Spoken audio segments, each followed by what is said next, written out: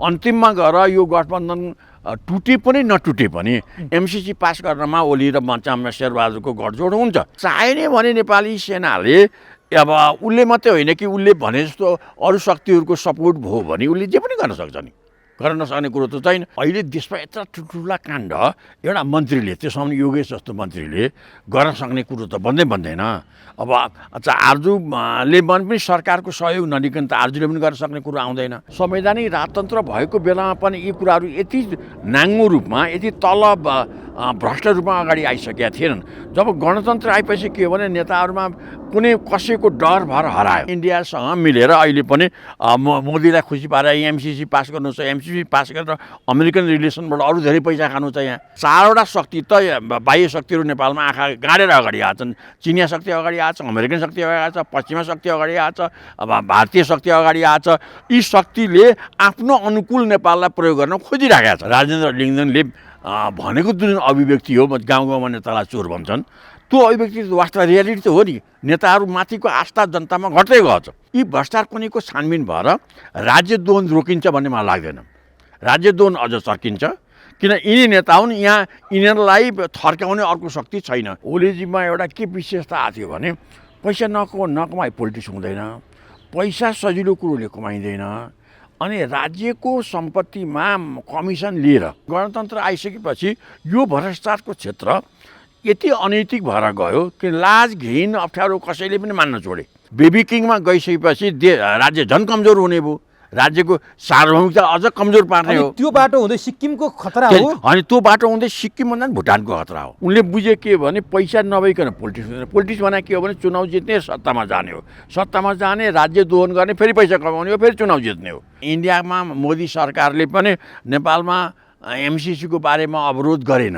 ठिकै छ त, नेपालमा पास भएर के हुन्छ र भन्ने कुरो ठान्यो भने एमसिसी पास गर्छौँ। भोलि त्यही भइगयो राज्य स्थापित गर्ने कुरोमा आउँदा पनि होइन नेताहरूले नै हाम्रो राज्य चलाउँछन् भन्ने मान्छे कोही पनि हुँदैन। दर्शकवृन्द नमस्कार, चुरो कुरोमा तपाईँलाई हार्दिक स्वागत छ। हामी आजको चुरो कुरोमा नेपालका जति पनि सांस्कृतिक धरोहर छन् अथवा सरकारी जग्गा छन्, सरकारी घर छन्, त्यहाँ विभिन्न किसिमका व्यापारी समूहहरूको प्रवेश किन हुन्छ, कसरी हुन्छ, कसले गराइदिन्छ र तिनीहरू कसरी सत्ता, सरकार र नेताहरूभन्दा पनि शक्तिशाली हुन्छन्, नेताहरूलाई मुठ्ठीमा राख्छन्, सरकारलाई मुठ्ठीमा राख्न सफल हुन्छन्। पछिल्लो समयमा बतास जतासुकै छिरेको छ। हुन त बतास नपुगेको ठाउँै हुँदैन होला।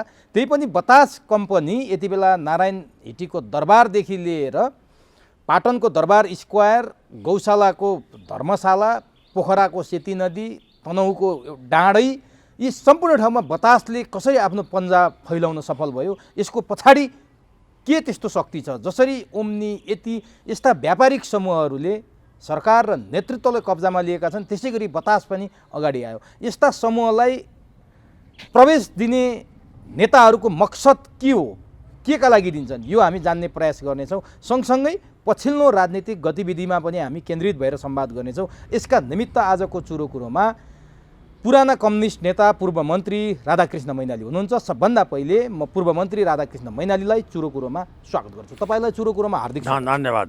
फेरि तपाईँसँग भेट भयो। समसामयिक विषयमा फेरि वापुवाहरू पोखौँ र आम मान्छेका नजरमा देशको राजनीतिक अवस्था कहाँ पुगेको छ भन्ने बारेमा सकेसम्म जानकारी गराउने कोसिस गरौँ। अब नि तपाईँ राजनीतिको हिसाबले पनि खारिएको व्यक्ति, पटक पटक सत्तामा पनि गएको, त्यो सबै कुरा तपाईँले देख्नु भएको छ। तपाईँ अहिले यो जुन उमेरमा हुनुहुन्छ नि, जुन ठाउँमा हुनुहुन्छ, यो देशको गतिविधि हेरिरहनु भएको छ, निहालिरहनु भएको छ। तपाईँ त्यो बागडोर पो सम्हाल्नु भएको छैन, तर टाढाबाट बसेर त हेरिरहनु भएको छ। यस्ता गतिविधिहरू देख्दा नि गणतन्त्र आयो भन्छौँ हामीले, परिवर्तन गऱ्यौँ भन्छौँ हामीले, जनताको लागि अधिकार दियौँ भन्छौँ हामीले, तर हेर्दा र सुन्दा पढ्दा त त्यस्तो देखिँदैन। कस्तो लाग्छ, कस्तो अनुभव हुन्छ तपाईँले यो कुराहरू देख्दाखेरि? यहाँबाट सुरु गरौँ। तपाईँले ठिकै कुरो उठाउनु भयो। अहिले यसो म हेर्छु, यो राजनीति यस्तो हुन्छ भन्ने त मैले त अन्दाज अहिलेसम्म गरेकै थिएन। किन सुरुमा राजनीतिमा लाग्दाखेरि जुन एउटा निश्चल चिन्तनका साथ देशमा भएको असन्तोष अथवा देशमा भएको असमानता हटाएर देशमा एउटा शानदारमा चाहिँ समावेशी समाज निर्माण गर्न पर्छ भन्ने लागेर हामी राजनीतिमा लाग्यौँ। वा आन्दोलन कालभरि खास गरी पञ्चायत कालभरि पनि यस किसिमको उच्छृङ्खलता को कल्पना मलाई लाग्छ राजनीतिक जीवनमा सोचिएन के।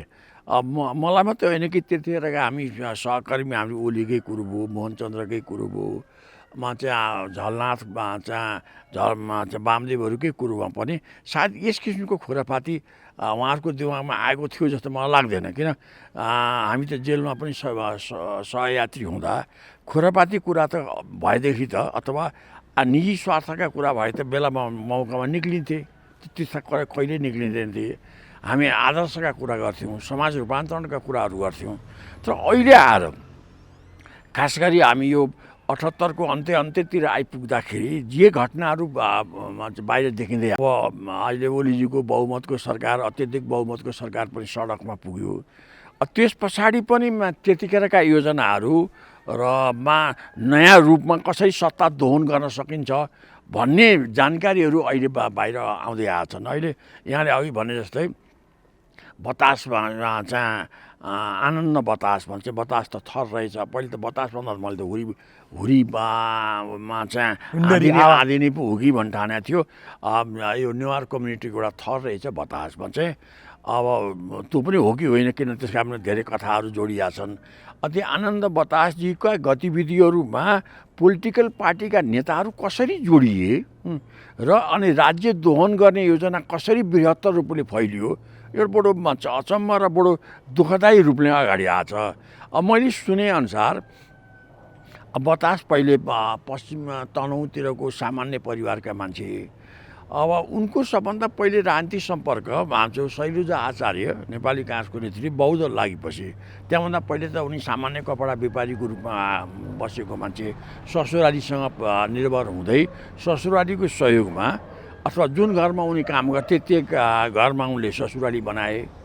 अनि ससुराले पनि त्यसलाई स्वीकार गरिदिइसकेपछि गएर ती सामान्य व्यापार कपडा व्यापार गर्न लागे। तिनी कपडा व्यापारी पछि बौद्ध लागेपछि संजोगले पोखरामा उहाँ सामान्य व्यापार गरेको ठाउँमा शैलजा आचार्यसँग उहाँको सम्पर्क भयो, सामान्य चिन्जान भयो। त्यस मार्फत उहाँ काङ्ग्रेसको नजिकमा पुग्नुभयो। पछि गएर शैलजा आचार्य भनेपछि अब गिरिजाप्रसादसँग पनि नजिक हुने भयो। त्यहाँबाट हुँदै गएर पछि गएर शेरबहादुरसँग नजिक हुँदै आजसको पनि नजिकमा पुग्नुभयो।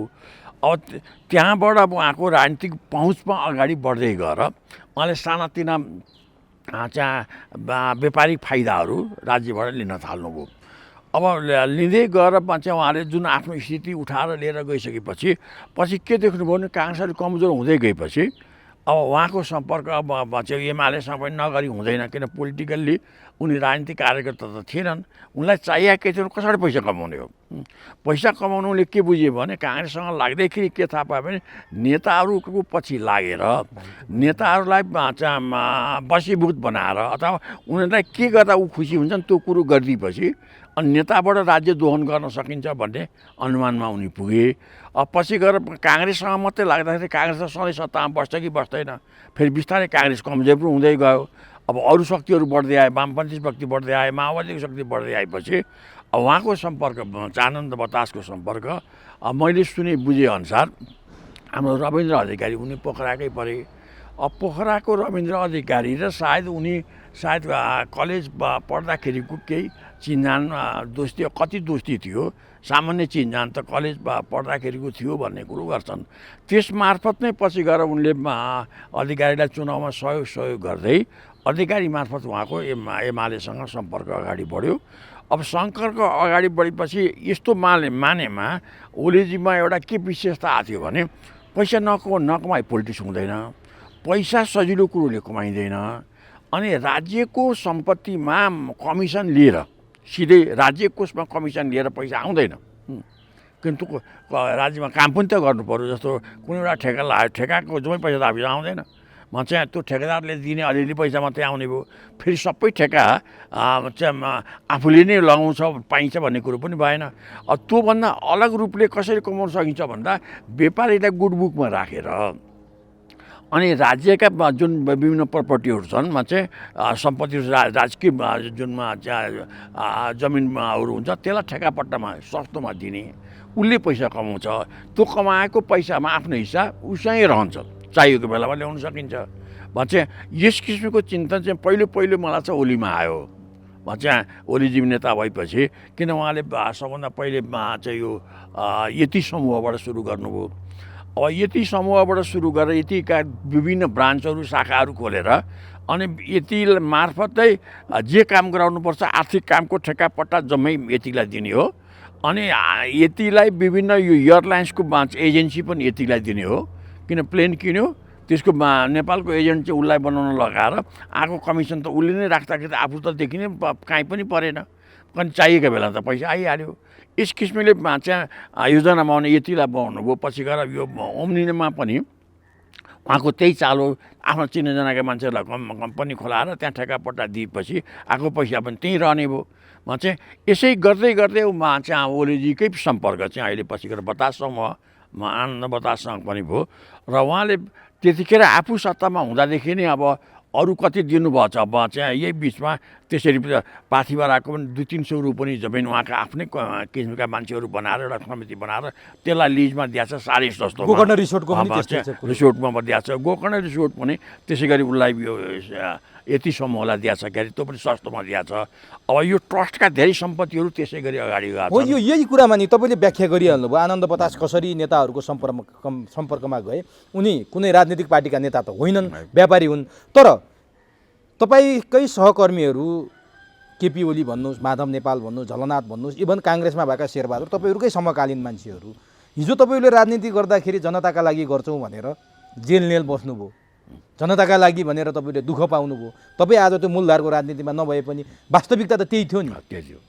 जनताको लागि भनेर आएका नेताहरू किन मुठ्ठीभर व्यापारीहरूको अगाडि जसरी चाहिने गरुडको अगाडि सर्प उत्तानो परेर पल्टिन्छ नि गरुड आउँदाखेरि, त्यसै गरी व्यापारीको अगाडि यिनीहरू नतमस्तक हुनुको कारण चाहिँ के हो?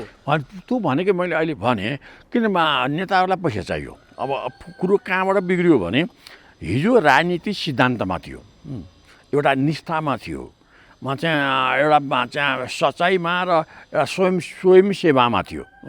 ती कुरा बिस्तारै के हो भने निष्ठाले त पैसा नआउने भयो। नेताहरूमा के महत्त्वाकांक्षा आयो भने अब यो सारा सैद्धान्तिक व्याख्या गरेर भन्दा पनि कार्यकर्ता गरिब छन्, गरिब कार्यकर्तालाई पैसा दिने, गरिबका बिचमा पैसा छर्ने र पोलिटिक्सलाई अगाडि लाने, यो थ्योरी सिद्धान्तको थ्योरी होइन, निष्ठाको परिवेशबाट होइन कि किनबेच व्यापारिक रूपले चाहिँ राजनीति चलाउने चिन्तन आइसकेपछि पहिलो कुरो त नेताहरू नै नेताहरू बिग्रिएर त्यसको परिपाटीका व्यापारीहरू समाउन थाले। भनेपछि नेताहरूलाई जनताको विश्वास होइन, व्यापारीको विश्वास। व्यापारीको अब उनले बुझे के भने पैसा नभइकन पोलिटिक्स भने के हो भने चुनाव जित्ने, सत्तामा जाने हो, सत्तामा जाने, राज्य दोहन गर्ने, फेरि पैसा कमाउने हो, फेरि चुनाव जित्ने हो। यो रोटेसन। अब हिजो के थियो भने चुनाव जित्ने, जनताको आस्था विचारमा जनताका आवश्यकताहरू पूर्ति गर्ने, फेरि जनताको भोट लिने, जुन त्यो बिना पैसा आस्था र विश्वासमा र राज्यले आम जनतालाई हित गर्ने कुरोको रूपमा हिजोको पोलिटिक्स थियो, सोचाइको पोलिटिक्स थियो। आजको पोलिटिक्स चाहिँ पैसाको लागि कि निष्ठाको लागि त? अब अहिले त निष्ठा त के छ, निष्ठा भनेको पैसा कमाउने हो। पैसा कमाउनुहोस्, किन अहिले यो पछिल्लो चोटि जुन यो बतास समूह लगायतका समूहको जुन गतिविधि आएको छ, यो यसले भनेको चाहिँ अब व्यापारी पनि कस्तो भने अहिले बिस्तारै यो हामी पहिले कम्पेरेटिभ बुर्जुवा भन्थ्यौँ, राजकीय पुँजीलाई प्रयोग गर्ने खालका चलाक व्यापारीहरू जन्मिए। किन्ती ट्रेडिसनल ठुला व्यापारी होइन, ठुला उद्योगपति होइनन्, साना उद्योगबाट सुरु गर्दै नेताहरूलाई समाउँदै अनि राज्य दोहन गर्न यिनीहरू पनि लागे। अब यसलाई दोहन गरेर पैसा पाइन्छ भन्ने कुरो सिधा कमिसनले मात्रै कुरो नआउने भयो। जस्तो पहिले हाइड्रोमा कमिसन खाने, प्लेन किन्दा कमिसन खाने, त सधैँ प्लेन पनि किनिँदैन, सधैँ हाइड्रो पनि आइरहँदैन भन्छ। अनि यस किसिमका जग्गा जमिन जुन राज्यका जुन छन् यसलाई विभिन्न व्यापारीलाई दिएर महत्त्वपूर्ण जमिनहरू उनीहरूलाई सस्तोमा दिने अनि त्यसबाट कमाएका आफ्नो पर्सेन्टेज उनीहरूकै बिचमा राख्ने। अब यो थ्योरी, यो सिद्धान्त जस्तो तपाईँ राजनीतिमा हुँदासम्म थियो कि थिएन? जस्तो तपाईँ 61-62सम्म त तपाईँ मन्त्री नै हुनुहुन्थ्यो। तपाईँ मन्त्री हुँदासम्म अथवा पञ्चायतकालमा अथवा राजाको पालामा यस्ता थ्योरी प्रयोग हुन्थ्यो अनि पहिले राजाको पालामा त यस्ता कुराहरू भएका थिएनन्। मलाई जहाँसम्म लाग्छ संसदीय व्यवस्था अथवा संवैधानिक राजतन्त्र भएको बेलामा पनि यी कुराहरू यति नाङ्गो रूपमा यति तल भ्रष्ट रूपमा अगाडि आइसकेका थिएनन्। जब गणतन्त्र आएपछि के हो भने नेताहरूमा कुनै कसैको डर भएर हरायो।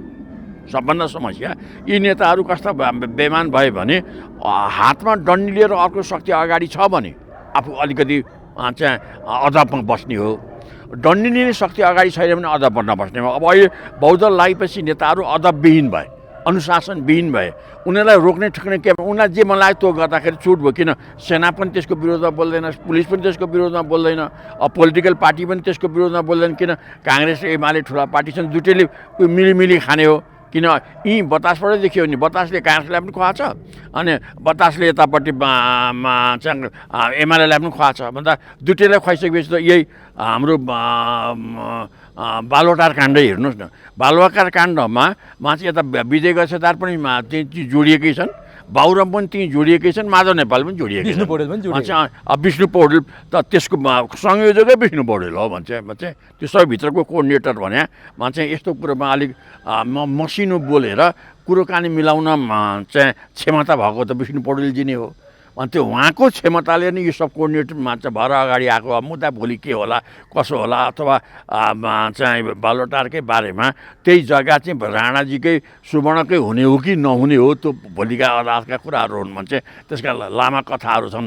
सुवर्णजीको जमिन साँच्चीकै चाहिँ राजनीतिक कारणले 19 सालमा राज्यले जफ्त गरेको हो भने बौद्धलाई पनि सबैको जमिन आउने सुवर्ण शमशेरको जमिन फिर्ता दिनु नपर्ने त हुँदैन। त्यहाँ के जटिलता थियो चाहिँ त्यो जटिलता नफुकाइकन दाउपेचमा कुराहरूमा कमिसनका भारहरू अगाडि आए चाहिँ अब अहिले बमण्डर छ त त्यो बमण्डरतिर जाने भन्दा पनि त्यहाँको खेलमा पनि सबै पार्टीहरू मिसिया छन्। चाहिँ सबै पार्टी मिसिएर कमाउन लागेका छन्। कमाउन कुरो त कसैले पनि छोडेन। न सुवर्णजीलाई न्याय गरे न राज्यलाई न्याय गरे बालुवाटारकै विषयमा। सुवर्णलाई पनि न्याय भएको छैन किन उनको जमिन पञ्चायतमा पञ्चायत विरोधमा लागे बापतमा जफ्त भयो। अब त्यो सुवर्ण शमशेरले त्यो जमिन त फिर्ता पाउनु पर्ने कि अरूको पाएका थिए। जस्तो पूर्वमा सिके पर्साईको 150 बिघा जमिन फिर्ता भयो चाहिँ त्यहाँ चाहिँ यस्तो गन्जगी आएन। अब यहाँ त सुवर्ण शमशेरको पनि न्याय भयो, लाई पनि न्याय गरिएन अनि त्यहाँबाट जमिन राज्यकै बनाउने हो भने राज्यको पनि न्याय गरिएन। अनि फेरि चलखेल गरेर सबैले पैसा खाए। त्यस्तै अब यो दुर्गति जुन हो अथवा यो भ्रष्टाचारका नयाँ नयाँ जुन स्वरूप आए यी गणतन्त्र आइसकेपछि झन् चर्केर आए। मैले अघि पनि भन्दै थिएँ गणतन्त्र आएपछि नेताहरूलाई कसैको डर भएन। चाहिँ अब अहिले सबभन्दा धेरै यस किसिमका राज्यका जमिनहरूमा चाहिँ अब चाहिँ यो पोखराको सेती नदी समेतमा चाहिँ यो बतासलाई दिने कुरो अगाडि आएछ। यो चाहिँ नारायण हिटी त देखेकै कुरो भयो। नारायण हिटीदेखि बाहेक अरू कहाँ कहाँका जमिन दरबार स्क्वायर भनौँ पाटनको दरबार स्क्वायर जहाँ जहाँ महत्त्वपूर्ण अब त्यहाँ कमाउन सक्ने ठाउँ छ त्यो व्यापारीले खोज्ने भयो। त्यो व्यापारी लिएर नेतालाई लिएर उनको योजना त्यो राखेर अब त्यो कसरी दीर्घकालीन आम्दानीको स्रोत बनाउन सकिन्छ नेताले सोध्ने हो। अब नि यस्तो कुरामा नि यिनीहरूलाई सिद्धान्त चाहिन्छ कि चाहिँदैन। जस्तो काङ्ग्रेसले राष्ट्रियता प्रजातन्त्र समाजवाद भन्छ, एमाले बहुदलीय जनवाद भन्छ, माओवादीले 21औं शताब्दीको जनवाद भन्ला। यो खानेकुरामा चाहिँ यिनीहरूको यो सिद्धान्त कहाँ पुग्या हुन्छ? यिनीहरू त एउटै पार्टीको हुन्छ नि त। बाहिर भन्ने सिद्धान्त त कागजमा लेखेर साइनबोर्ड त टाँसेकै छ सबैले। तर भित्र गर्ने भने के भने कसरी कमाउने किन भित्र त खाँदाखेरि त सबै होइन सबैले मलाई लाग्छ बसेरै सल्लाह गर्छन् जस्तो गरी चाहिँ अहिले बतासकै कुरो चाहिँ उसले माओवादीलाई पनि पुर्याएको छ, बतासले काङ्ग्रेसलाई पनि पुर्याएको छ, एमालेलाई पनि पुर्याएको छ। चाहिँ एउटै ठाउँमा आफ्नो पालामा आफूले जहाँ जहाँ भेटिन्छ त्यहाँ दिने हो। चाहिँ त्यहाँबाट लिने हो। अब यो भनेको राजनीतिको यति विकृत तह हो। यसैबाट त अहिले यो गणतन्त्र धेरै बदनाम अब कुन चाहिँले सुरु गरे त? यो शेरबहादुरले गरे कि केपी ओलीले गरे कि प्रचण्डले गरे कि व्यापारीहरूलाई रिझाएर आफ्नो पार्टी चलाउने अथवा आफ्नो घरबार चलाउने अथवा धनी बन्ने अथवा पैसा कमाउने सुरुवातकर्ता सुरुवातमा त पैसा कमाउनुमा सुरुवातमा त काङ्ग्रेसै हो। किन काङ्ग्रेस अहिले पहिलेदेखिको पैसा चिनेको शक्ति भयो।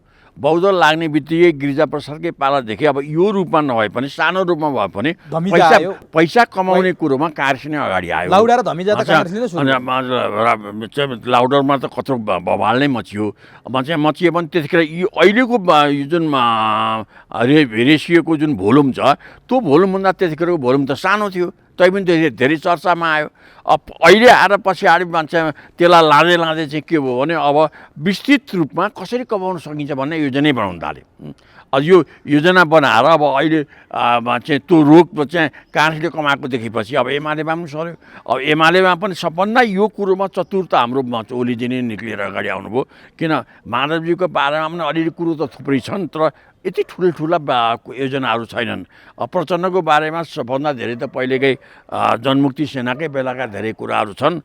म चाहिँ मुक्तिमा के उहाँहरूको जनयुद्धकै बेलाका कुराहरू छन्। यता पछिल्लो पारामा यति ठुल्ठुला प्लटहरू राज्यका प्लटहरू वितरण गरेको घटना अब केपी ओलीको कुरा गर्दा तपाईँको सहकर्मी जेलमा बसेको तपाईँले पटक पटक भन्नुहुन्थ्यो पनि केपी ओलीले महाकाली सन्धि गर्नुभन्दा अगाडि केपी ओलीको हैसियतको कुरा अथवा केपी ओलीले केही वर्ष अगाडि 8 राईमा केक काटेको घर र उनको पहिलाको हुलिया हेर्दा र अहिले बालकोटमा केपी ओलीको हेर्दा शेरबहादुरको रुवा खोला र अहिलेको बुढा नीलकण्ठको कुरै नगरौँ प्रचण्डको कुरै नगरौँ यो केपी ओलीको हैसियत एकाएक बढेको देखिन्छ नि शेरबहादुरको हैसियत एकाएक बढेको देखिन्छ नि यसको स्रोत के हो यिनीहरूको तपाईँलाई थाहा छ नि। राज्य दोहन गर्ने स्रोत अब पहिले अब राज्यमा नपुग्दा पनि विभिन्न विदेशी मित्रहरू दोहे अब चाहिँ सबैले विदेशी सहयोगहरू लिए त्यसको दुरुपयोग गरे।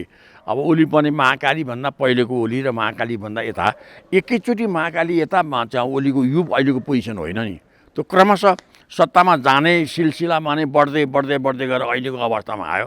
म चाहिँ शेरबहादुरजीको पनि त्यही हो उहाँमा चाहिँ पहिले गृहमन्त्री हुँदाको उहाँको हैसियत त्योभन्दा पहिलेको हैसियत र गृहमन्त्री हुँदाको हैसियत र अहिलेको प्रधानमन्त्री हुँदाको हैसियत त फरक छ। किन अब अहिले भनेका सबैका हैसियत भन्दा आर्थिक हैसियत हुन्। यो खोज्न पर्दैन जनताले अब यो जनताहरू कस्ता भइदिए भने विकल्पविहीन भए के किन अर्को पार्टी पनि छैन। त्यो पार्टीलाई जहाँ भोट हाल्ने बेलामा सबैलाई के छ त्यसमा गरिबी छ कसले ठुलो भोज खुवाउँछ त्यतापट्टि गएर। म एउटा प्रश्न तपाईँलाई के सोधौँ भने जस्तो निजामती कर्मचारी होस् सेना होस् पुलिस होस् सरकारी कुनै पनि कर्मचारीको उसले पेन्सन पाकुन्जेल 30 वर्ष जागिर खायो भने पनि उसको हैसियत मापन गरिन्छ। खरदारले यस्तो घर बनायो भनिन्छ सुब्बाले यस्तो बनायो अधिकृतले यस्तो बनायो भनिन्छ। यी नेताहरू चाहिँ 5 वर्षमै 10 वर्षमै जमिनबाट आकाशमा एकैचोटि पुग्छन्। यिनको चाहिँ खोजी नीति किन हुँदैन? के यो देशमा भ्रष्टाचार खुमबहादुर खड्का गोविन्दराज जोशी चिरञ्जीवी वाग्ले जयप्रकाश गुप्ता र काङ्ग्रेसका जो डामिए नि त्यति मात्रै थियो यो देशमा भ्रष्टाचारी होइन?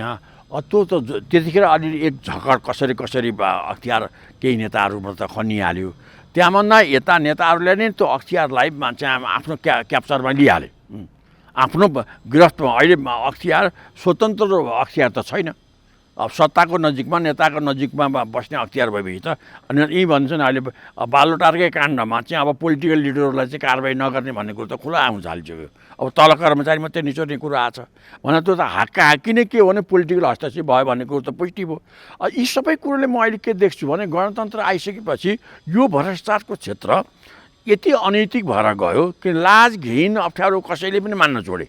पैसा कमाउने कुरोमा हिजो कसैले भ्रष्टाचार गरिहाल्ने लुकीछिपी गर्थ्यो अहिले त हाक्की नै चाहिँ सस्तोमा राज्यका जमिनहरू दिने र कमाउने कुरोमा चाहिँ कमिसन खाने कुरोमा त कुनै त्यो अप्ठ्यारै मान्दैनन्।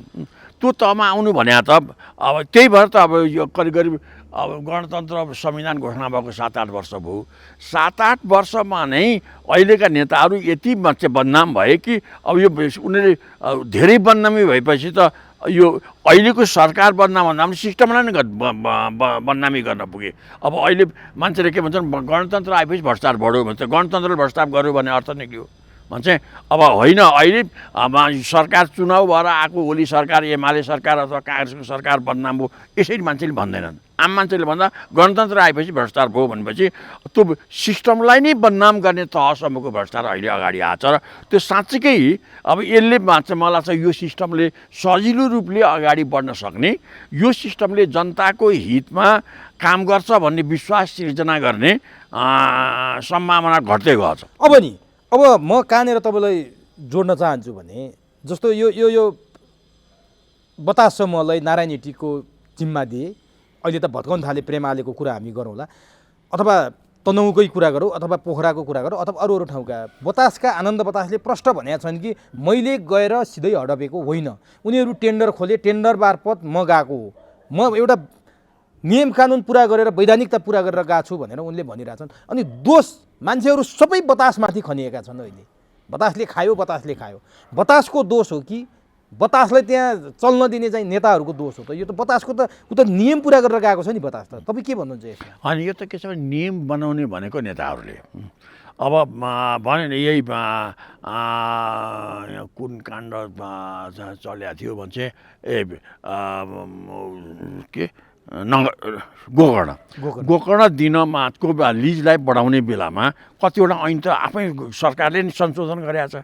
सरकारले संशोधन गरेर 5 वर्ष पहिले नै चाहिँ उसलाई लिज थप्न गर्न सक्ने गरी चाहिँ त्यो ट्रस्टकै नियमावली चेन्ज गरेको छ। हो, यो ट्रस्टको नियमावली चेन्ज गर्नेमा केपी ओली सरकार हो, केपी ओली हुन् भनेर जस्तो ट्रस्टको जग्गा चाहिँ कसरी चलाउने भन्दा प्रधानमन्त्री र गृहमन्त्री भन्ने रहेछ है। मैले हिजो त्यो अध्ययन गरेको थिएँ। प्रधानमन्त्री र गृहमन्त्री चाहिँ त्यसको सदस्य रहने, तिनीहरूको सल्लाहमा हुने भन्नेमा चाहिँ रामबहादुर थापा भर्खर माओवादीबाट आएका केपी ओलीलाई विश्वास लागेन, त्यो हटाएर केपी ओलीले आफ्नो सजिलोको लागि ईश्वर पोखरेललाई राख्ने एउटा बनाए नियमावली। हरेक नियमावली परिवर्तन गरेर केपी ओलीले नै यी कुरा सबै चाहिँ आफ्नो अनुकूलको बनाउने त्यो वातावरण चाहिँ केपी ओलीले गरेको भन्ने भेटिन्छ। सरकार कस्तो भन्नु दुई त्यहीँको सरकार भयो।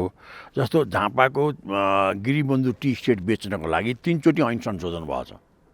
किन्तु 19 सालमा हदबन्दीभन्दा बेसीको जमिन त्यतिखेर राजाको आदेशले स्टेटमा के अरे उद्योगमा परिवर्तन गर्न पाऊँ भनेर उद्योगपतिहरूले भनेपछि हदबन्दी 25 बिघाभन्दा माथिको जमिनमा चाहिँ उद्योग राख्न खोल्नको जमिन छुट दिने भन्ने ऐन बनाएर त्यो हदबन्दी माथिको जमिनमा गिरिबन्धु टी स्टेट लगायत थुप्रै टी स्टेटहरू बनाएको थिए। अब त्यसलाई अहिले बेचबिखन गर्न नपाइने पहिलेको कानुन, त्यो कानुन त सरकारले नै चेन्ज गर्नु पर्यो र उनीहरूले चेन्ज गरे। म चाहिँ बेचबिखन गर्न पाइने भन्ने चेन्ज गरेर अब त्यो सरकारले त्यो नियम नबनाएसम्म त त्यो काम गर्न सकिँदैन थियो।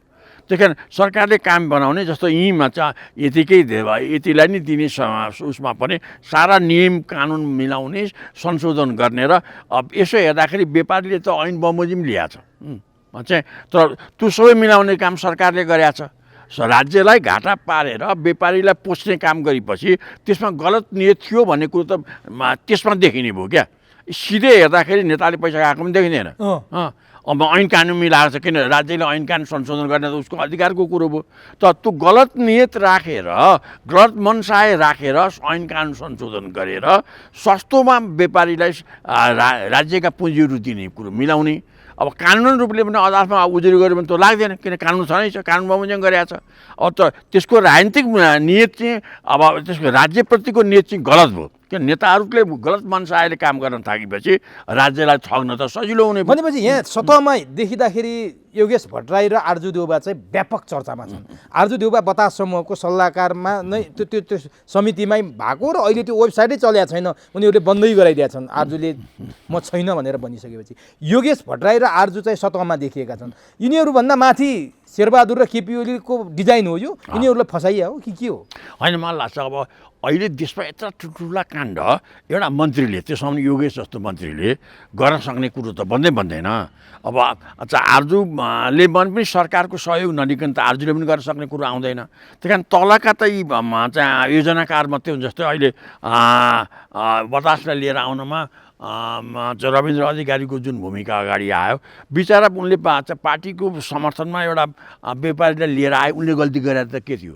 त्यसलाई लिएर आएर जो दुरुपयोग गर्ने योजना बनाइयो त्यो योजनाकारको भूमिका ठुलो भयो। भनेपछि डिजाइन देउबा र ओलीको फस्ने चाहिँ आर्जु र योगेश। अनि देखिने कोही न कोही त अगाडि त आउनु पऱ्यो नि, पक्रिने उसमा चाहिँ बाहिर देखिए त माथिकै योजना। किन जो प्रधानमन्त्री छन्, प्रधानमन्त्रीले नलागिकन यी ठुल्ठुला भ्रष्टाचार भएको छैन। चाहे तपाईँ यो बालोटार भन्नुहोस्, चाहे झापाको चाहे चिया बगानको कुरो गर्नुहोस्, चाहे अहिले यो नारायणीको कुरो गर्नुहोस्, यो के अरे हाम्रो नारायण हिटी दरबारको कुरो सिटी नदीका कुरा यी जति उठिया छन् पाटनका दरबारका कुरा यी राज्यका महत्त्वपूर्ण ठाउँलाई सस्तोमा व्यवस्थापन गर्ने पार्थिवराम त्यही गरेको छ भन्छ।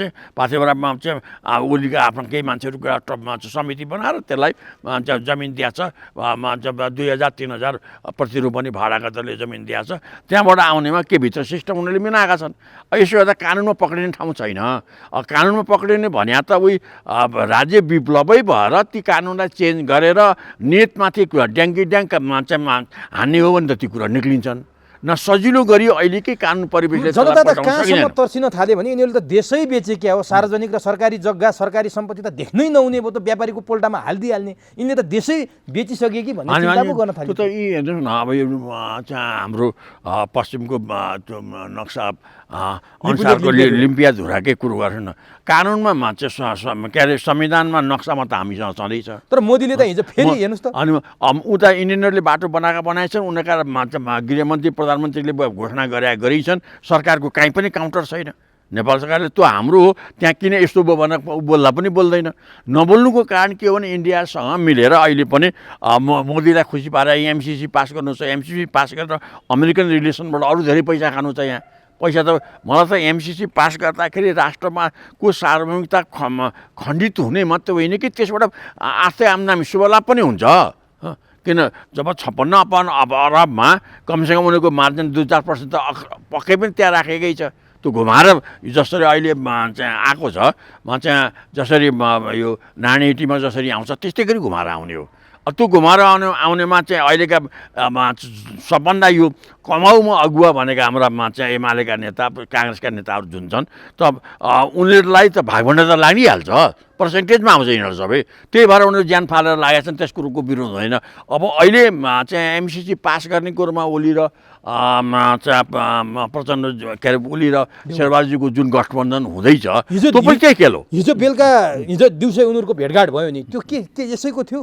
अनि मलाई त लाग्छ उनीहरू सकेसम्म यदि बाह्य चाहिँ हस्तक्षेप भएन भने अथवा इन्डियामा मोदी सरकारले पनि नेपालमा एमसिसीको बारेमा अवरोध गरेन। ठिकै छ त नेपालमा पास भएर के हुन्छ र भन्ने कुरो ठान्यो भने यिनीहरूले एमसिसी पास गर्छन्। किन त्यसमा लागेकै छन्। एमसिसी पास गरेर हामी राष्ट्रलाई सङ्कटमा लाने कुरो मात्रै होइन कि सङ्कटमा त लाने हो त्यस बापतमा उनीहरूलाई चाहिँ आर्थिक शुभलाभ पनि हुन्छ। हिजोको ओली र देउबाको भेट के हो? के संसद खुलाउनलाई मात्रै देउबा त्यहाँ गएका थिए? केही दिन अगाडि रामचन्द्र पौडेल गएर वातावरण बनाए ओलीले भेटेर। त्यो दुईटा कुरा हो। संसद खुलाउने एउटा नाउँमा एमसिसी पास गर्ने हो। संसद खुलाउने नाउँमा एमसिसी पास गर्ने यो त्यही योजनामा लागेको छ। मैले त अलि धेरै पहिलेदेखि नै भने हो अन्तिममा गएर यो गठबन्धन टुटे पनि नटुटे पनि एमसिसी पास गर्नमा ओली र शेरबहादुरको गठजोड हुन्छ। चाहिँ त्यही गर्नमा उनीहरू अगाडि लागेका छन्। किन यिनीहरूका सबैमा चाहिँ त्यो राजनीतिक चिन्तन मिल्छ के कमाउने चिन्तन मिल्छ। राजनीतिक चिन्तन भनेको कमाउनेमा छ। कमाउनेमा दुइटै लागेका छन्। अब यो अर्को चुनावमा कि त कि म भन्ने हो कि त काङ्ग्रेस आउने कि त शेरबहादुर आउने यो कुरोमा उनीहरू जान लागेका छन्। यो कुरो गर्नको लागि यो गठबन्धन उनलाई के मतलब हो? शेरबहादुरलाई पनि यदि चुनावमा जान सक्ने स्थिति आयो भने उनलाई गठबन्धन चाहिएको छैन। चाहिँ गठबन्धन त अब अहिले साना माओवादी र हाम्रो माधवजीलाई गठबन्धन चाहिएको छ। अब यिनीहरूलाई चाहिँ ठुलो चाहिँ भूमिका प्रभावी भूमिका नभएको हुनाले यी दुईटाले पल्टाएर चाहिँ अमेरिकनको पुल्टोमा जाने चुनाव गर्नेमा जाने भने देशको भविष्य कहाँ जान्छ भन्ने भन्दा पनि त्यसो गरेर हामी सत्तामा आउँछौँ कि आउँदैनौँ भन्ने चिन्ता मात्रै हो उनीहरूलाई चाहिँ।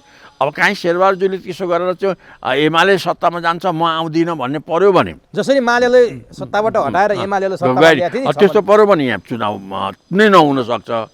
तर अहिले मलाई लाग्छ यी सबैका खेल जे भए पनि राष्ट्रिय अन्तर्राष्ट्रिय परिवेश चाहिँ हङ पार्लिमेन्टमा जानेछ। चुनावै हुने हो भने जस्तो अहिले नयाँ पार्टीका गतिविधि देखेँ नि। यो चाहिँ हाम्रो हृदय त्रिपाठीको पार्टी आयो। हाम्रो के चौधरीको पार्टी अगाडि बनाएर आछन्। यता हाम्रो सिके राउतको पार्टी अगाडि आछ। यी सबै पार्टी तराईका पकेटमा चाहिँ 10-20 सिट ल्याउने खालका पार्टीका पकेट जुन बनाएको छ। अब यता हुँदै गएर भोलि गएर काङ्ग्रेस र एमालेको पनि गठजोडलाई टुटाउँदै जाने स्थिति आयो भने हङ पार्लिमेन्टमा जाने हो। हङ पार्लिमेन्टमा जाने भने त योभन्दा धेरै अस्थिरता गर्ने हो। अस्थिरता भएपछि यी नेतालाई पनि के छ सत्तामा जति गरे पनि काङ्ग्रेस एमालेको भूमिकाविहीन त हुँदैनन्। फेरि त्यो अस्थिरतामा भने कमाउने नै हो। अब विपक्षीको खेल के होला यो अस्थिरता पछाडि कहाँ जाने चाहिँ मैले त धेरैचोटि भनेको छु। यो अस्ति त पछाडि यहाँ फेरि जाने भने कहाँ राजतन्त्रमा जाने हो। राजतन्त्रमा कहाँ जानेमा राजतन्त्रको बेबी किङमा जाने हो। किन बेबी किङमा गइसकेपछि राज्य झन् कमजोर हुने भयो, राज्यको सार्वभौमिकता अझ कमजोर पार्ने हो। त्यो बाटो हुँदै सिक्किमको खतरा हो। अनि त्यो बाटो हुँदै सिक्किम भन्दा पनि भुटानको खतरा हो मैले देखेँ। किन भुटानमा त राजा पनि छन्, भुटान पनि छ, तर देश त स्वतन्त्र छैन। त्यो बाटोमा लाने ठुलो ग्रान्ड डिजाइन भन्ने छ चाहिँ कतै दरबार पनि त्यो ग्रान्ड डिजाइनमा फस्न खोजेको छ। किन बेबी किङमा जाने मैले त सुन्दैछु बेबी किङको पक्षमा राजा ज्ञानेन्द्र छैनन् भन्ने त मैले सुनेको छु। चाहिँ त्यति मात्रै होइन, बेबी किङमा त गणतन्त्र आउने बेलामा भने गणतन्त्र बेबी किङ मान्छे भने गणतन्त्र चाहिँदैन त भनेकै थियो नि। मान्छे इन्डियन लाइनबाट कुरो आएको, गिरिजाप्रसादले त्यो कुरो गरे, त्यतिखेर कमान्डर कटुवालले कुरो गरे, त्यतिखेर राजा ज्ञानेन्द्रले नमानेकै हो। चाहिँ अब त्यो राजा ज्ञानेन्द्रले नमानेको कारणले नै त्यतिखेर बेबी किङमा गए। किन राजाले नमानेको दुईवटा कारण भन्छन्। एउटा राजा आफै राजा हुन चाहन्छन् ज्ञानेन्द्र भन्ने कुरो आयो, त्यो पनि हुनसक्छ, त्यो नहुने कुरो त भएन। त्यति मात्रै होइन, राजतन्त्र चाहिँ लाई नै मोहरी बनाएर देशलाई भुटान भन्ने कुरोमा किन राजतन्त्र बदनाम हुने भन्नुहोस् भने कि नेताले नै बनाउन्, राजतन्त्र त्यसमा मुछिनु जरुरी छैन। यदि राजतन्त्र त्यहाँ मुछिने कुरो आयो भने चाहिँ हामी अरू ठुलो बदनाम हुन्छौँ भन्ने कुरोले पनि त्यतिखेर बेबीमा चाहिँ राजा ज्ञानेन्द्रले स्वीकारेनन्। त्यो एउटा राष्ट्रवादी अडानका साथको कुरो भयो चाहिँ मैले देखेँ। अब अहिले यो अस्थिरता खेल्दै खेल्दै गएर त्यही ठाउँमा पुग्ने। किन यो सिस्टममा अब अहिले जुन अराजक रूपले आएर नेताहरू भ्रष्टाचारमा लागेर देशलाई सबभन्दा बदनाम बनाएर अब चाहिँ जनताको नजरमा गिर्दै आउने। किन भोलि त्यही भइगयो राज्य स्थापित गर्ने कुरोमा आउँदा पनि होइन नेताहरूले नै हाम्रो राज्य चलाउँछन् भन्ने मान्छे कोही पनि हुँदैन। किन सब नेताहरू भ्रष्ट भए, बरु योभन्दा राज्य राम्रो भने राजाभन्दा पनि बेबी किङै राम्रो भन्ने ठाउँमा लाने। अनि त्यहाँबाट भुटानमा जानको निम्ति सजिलो हुन्छ। किन अहिले पश्चिमाहरूको सारा सोच के छ भने यो चाइनाबाट अलग राख्नको लागि पनि नेपाललाई उनले के चाइनिज प्रभाव यहाँ नआओस् भन्ने कुरोको लागि पनि यसलाई भुटान बनाउन कुरो जरुरी छ।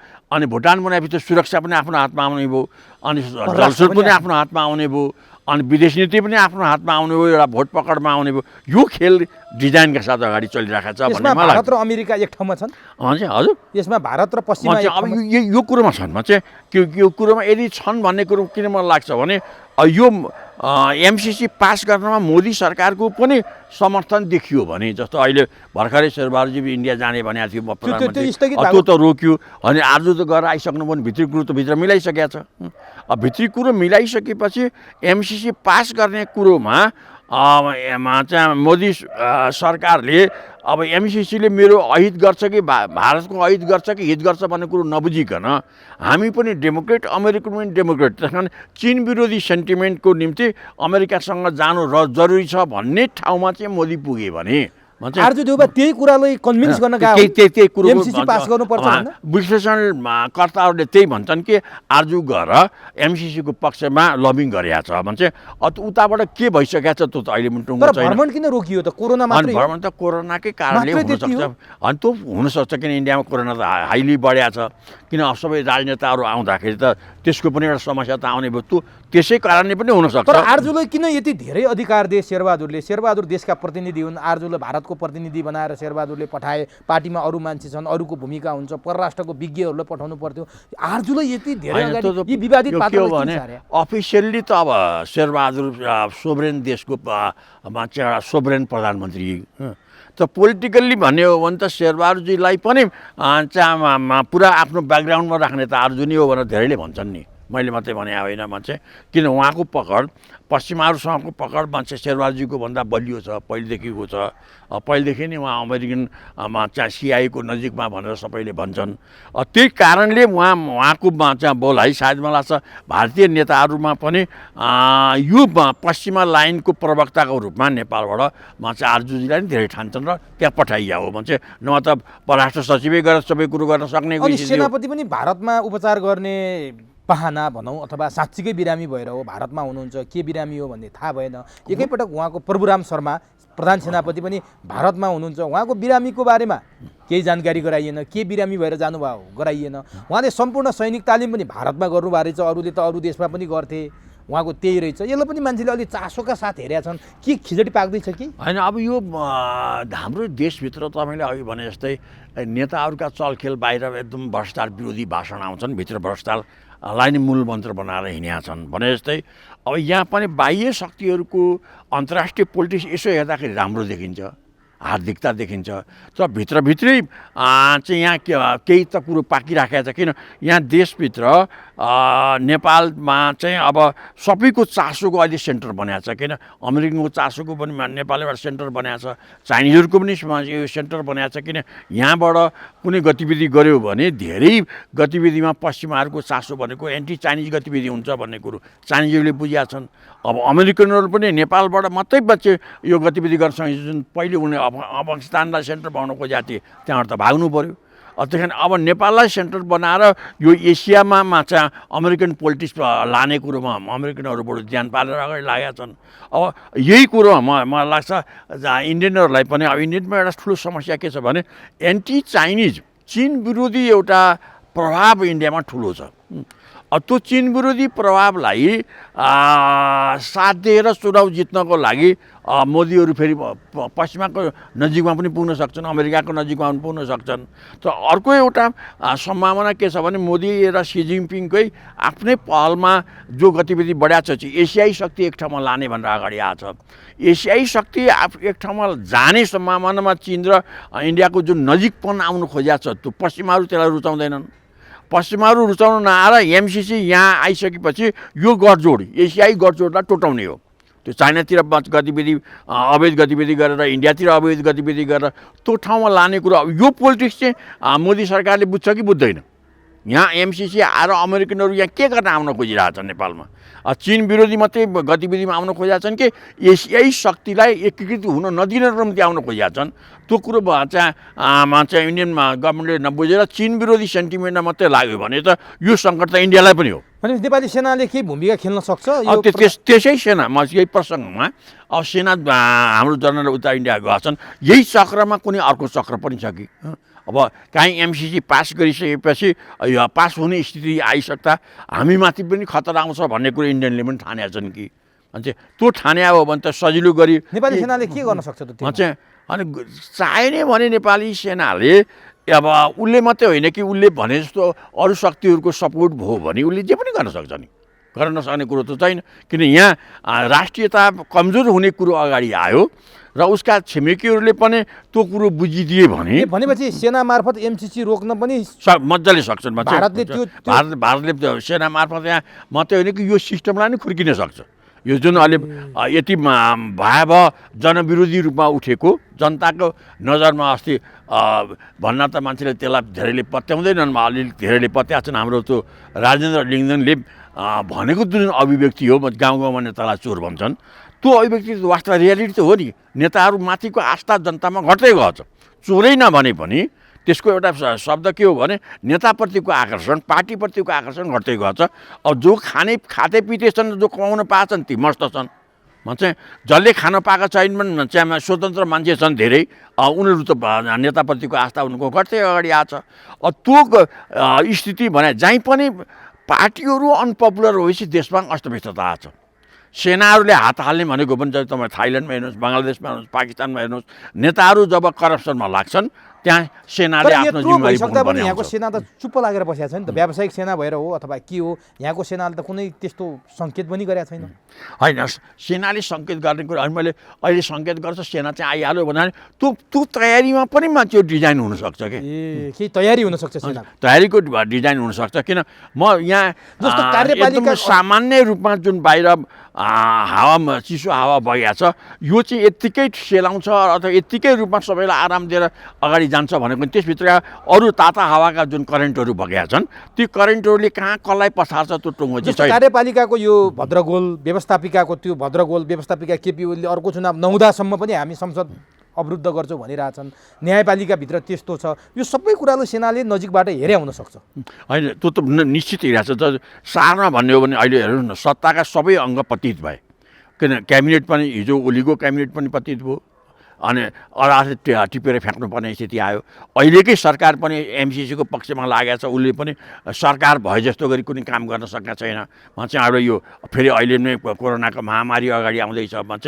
अब यस्तो बेलामा भन्छ अनि पार्लियामेन्ट चल्ने दिया छैन, अदालतको नाङ्गो रूपमा चाहिँ बदनाम भएको छ, अब सेना प्यासी भएर बसेको छ, पुलिसको कुनै गतिविधि अगाडि देखिँदैन भन्दा सत्ताका यी पक्ष एकातिर छन् भने अर्कातिर नेताहरू सारा भ्रष्टाचारमा विलिन भएका छन्। जनताको लहर, विभिन्न मिडिया नयाँ लहर भने कहिले बतासको लहर आएको छ, कहिले ओम्नीको लहर आएको छ, कहिले चाहिँ यो चाहिँ यतिको लहर आएको छ। यी भ्रष्टाचारका काण्डका लहर एकताका के थियो भने यो बिग एयरलाइन्सको लहर आएको थियो भने चाहिँ त्यहाँ भ्रष्टाचारको कुरा आएको थियो।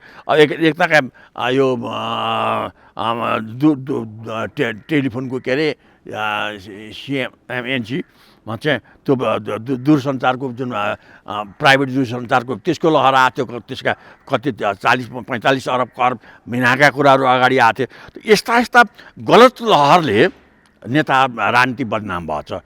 यो यस्तो बेलामा अनि देशी विदेशी शक्तिहरूले चाहिँ यहाँ हेर्दैनन् भन्छ भन्ने कुरो होइन। यस्तो बेला राजाको भूमिका चाहिँ के हुनसक्छ? जस्तो राजा खोज्ने शक्ति पनि एक थरी। अब राजामा अहिले कस्तो देखिन्छु म भने उनले आफै भूमिका निभाउने त किन, राजा भने कुनै पोलिटिकल पार्टी होइन, राजा भने सैनिक शक्ति पनि होइन, एउटा परम्परागत भावनाको शक्ति हो।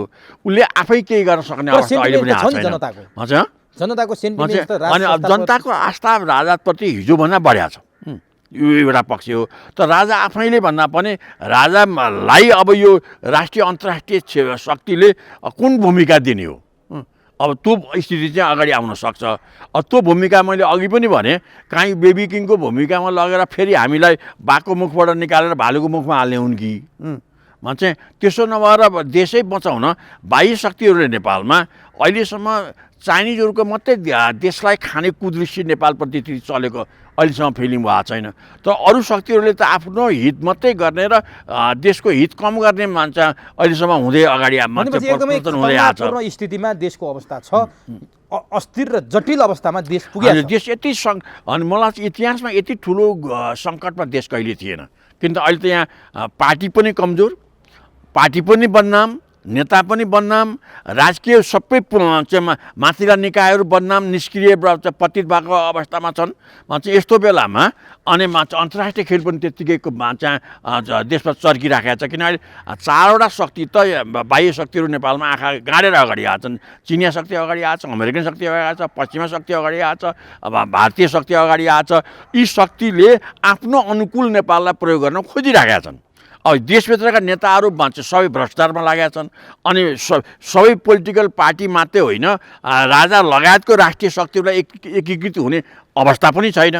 यो बिचमा सबै राष्ट्रिय शक्तिहरू एकजुट भएर हिजो जे गरियो त्यसमा गल्ती गरिएछ, अब हामी एकजुट हुनुपर्छ भनेर अगाडि गए भने त सायद त्यसले एउटा नयाँ वातावरण बनाउन सक्छ। त्यो मान्छे होइन भने त यहाँ देशमा अर्को ठुलो सङ्कट आउन सक्छ।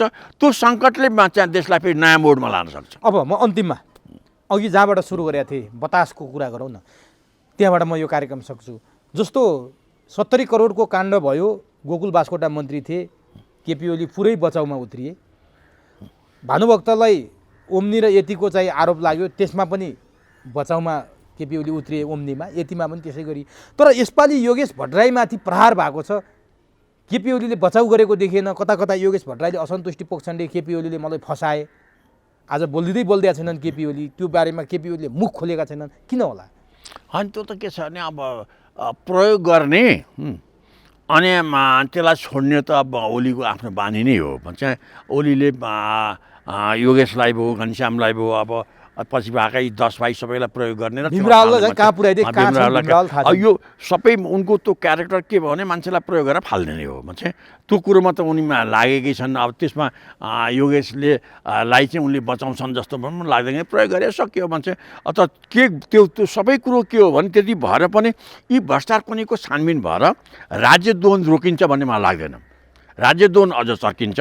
किन यिनी नेता हुन्, यहाँ यिनीहरूलाई थर्काउने अर्को शक्ति छैन भनेको त्यो शक्ति के जनता हो। जनता पनि कन्सियसबाट अगाडि आएको छैन। अब जबसम्म यहाँ एउटा आन्तरिक उथलपुथल र बाह्य सपोर्ट समेतको उथलपुथलले यो सिस्टममा नै नयाँपन ल्याउँदैन, तबसम्म यस्ता ओम्नी जस्ता बतास जस्ताका गतिविधिहरू रोकिएर देश जनताको हितमा, जनताको चाहिँ अवरोधमा आर्थिक रूपान्तरण गर्ने ठाउँमा पुग्दैन। अब केपी ओलीले अर्को एउटा त्रास दिइरहेछन् प्रचण्डलाई। प्रचण्ड हिजो सँगै मसँग डबल अध्यक्ष हुँदा हामी माधव नेपाल, झलनाथ र वामदेवलाई कसरी बेकुब बनाउन सकिन्छ भनेर मसँग एउटा सहमति गरेका छन्। एकप्रति प्रचण्डसँग छ, एकप्रति मसँग छ। यो प्रति म जुनसुकै बेला पनि सार्वजनिक गरिदिन्छु भनेर प्रचण्डलाई केपी ओलीले त्रास थपिरहेछन्। त्यो के गरे हुन सक्छ प्रचण्डले? उनीहरूको स्वभाव हेर्दा चाहिँ सक्छ जस्तो लाग्छ, किन यी दुइटै खुरापाती नेता हुन्। प्रचण्ड पनि अरूको खुरापाती गरेर अब आफू अगाडि जानको निम्ति उहाँको राजनीतिक उत्थान नै त्यहीँबाट सुरु भएछ। म चाहिँ यदि जनयुद्धदेखि यहाँसम्म आइपुग्दा उहाँ कसको नजिकमा पुग्नु भएन, कसको विरोधमा लाग्नु भएन। सबै गतिविधि आफ्नो ठाउँमा छन्। नजिकमा पनि पुग्ने, त्यसको खुरापाती पनि गर्न सक्ने उहाँको क्यारेक्टर हो। ओलीको क्यारेक्टर पनि त्यही हो, नजिकमा जाने, त्यसलाई प्रयोग गर्ने, त्यसलाई फालिदिने हो। यस नातामा प्रचण्डलाई लिएर आएर माधव चाहिँ झलनाथहरूलाई खुर्किने नाउँमा उनले के खोज्याउन सक्छ भने प्रचण्डलाई यहाँ ल्याएर म चाहिँ यिनीहरूलाई थर्काउँछु, अनि भोलि भएन भने यिनीहरूलाई ल्याएर प्रचण्ड थर्काउँछु। अब ओलीको डबल डिलिङ हो। अब प्रचण्डको डिलिङ जत्तिकै मान्छे एन्टी डिलिङ चाहिँ मान्छे ओलीको पनि भएको त्यस्तो काज गरे पनि हुनसक्छन्, किन दुइटै खुरापाती हुन्। खुरापातीले त्यस्ता काज गरेर एकले अर्कालाई फसाउने कुरो नगर्न सक्छन् भनेर त मलाई लाग्दैन, गर्न सक्छन्। तर गरेकै हो कि होइन त्यो त मलाई पनि थाहा छैन।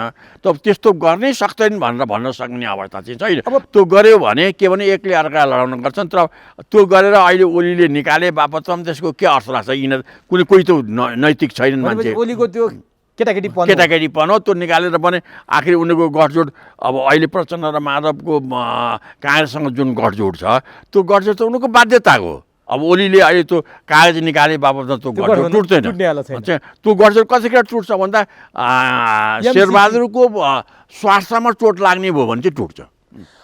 त्यसो भए त्यो शेरबहादुरको स्वार्थमा चोट लाग्ने भए टुट्छ। अब प्रचण्डले केही दिन अगाडि हुन त सबैले गरेका छन्, पछिल्लो महाधिवेशन प्रचण्डले सम्पन्न गरे। टाउकोमा म आगो लाएर आउँछु, झुपडीमा बस्छु, तपाईँहरूसँगै बस्छु, रोल्पामा बस्छु भनेर एउटा प्रतिवेदन पनि सार्वजनिक गरे प्रचण्डको। त्यहाँ धेरै छ त्यो प्रतिवेदनमा। के प्रचण्ड फेरि हिजोको प्रचण्ड बन्न सक्ने, फेरि प्रचण्डको नेपाली राजनीतिमा मेन भूमिका हुन सक्ने त्यस्तो सम्भावना देख्नुहुन्छ यो महाधिवेशनले के सङ्केत गर्छ? उहाँको कुरो प्रश्न के छैन भने उहाँले समाजवाद ल्याउनको लागि आफू रूपान्तरित हुने भन्नुभयो। अब समाजवादका दुईवटा ढाँचा छन् देशमा। संसदीय ढाँचा एउटा छ जो उहाँ संसदमा हुनुहुन्छ, त्यसलाई पनि विकृत त उहाँले गर्ने भएछ।